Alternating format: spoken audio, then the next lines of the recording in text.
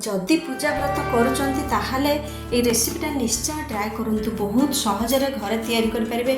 यहाँ ओडिशार फेमस। प्रथमे कौन करेंगे, चाउल 2 कप ने, मुग डाली 1 कप, देसी घी 2 चामच, नड़िया कटा 1 कप, आउ तेजपत्र, अलैच, जीरा, मुग डाली 1 कप।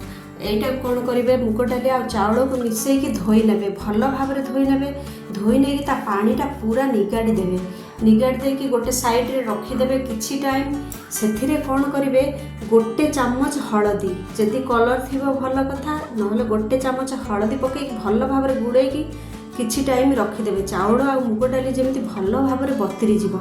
एपटे गोटे माटी हांडी बसई ने, से देसी घी 2 चामच पकई ने, आउ गोटा कड़ी मसला जोटा अलैच, तेजपत्र, जीरा, डालचीनी, गोलमरिच जहाँ भी पकई पारे।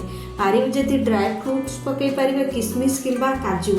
मो पिला तो काजू खाती से किसमिश पकई नहीं। आउ तापर चाउल पकईकी आ भल भाव टिके भाजी ने, जमी देसी घी पूरा पीजीव। भाजी नेला परे किछि टाइम माने आंच कम करके भल भाव भाजी भाजी भाजी भाजी टिके कड़ा जमी झणझणा हो। तापरे पानी देदेवे।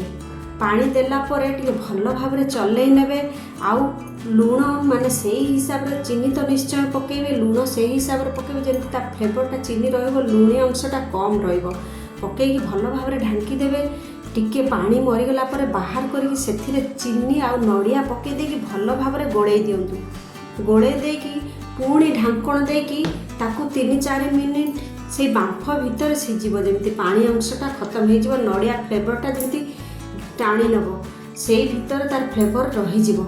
रहिला परे तापर बाहर कर नियंतु। पूरा पूरा परफेक्ट आसीजिवो। तापर एई रेसिपी को मिठा भात आम जगन्नाथ मंदिर रे पूजा होता है। आ सबू पूजा पर्व भी खाई थांती।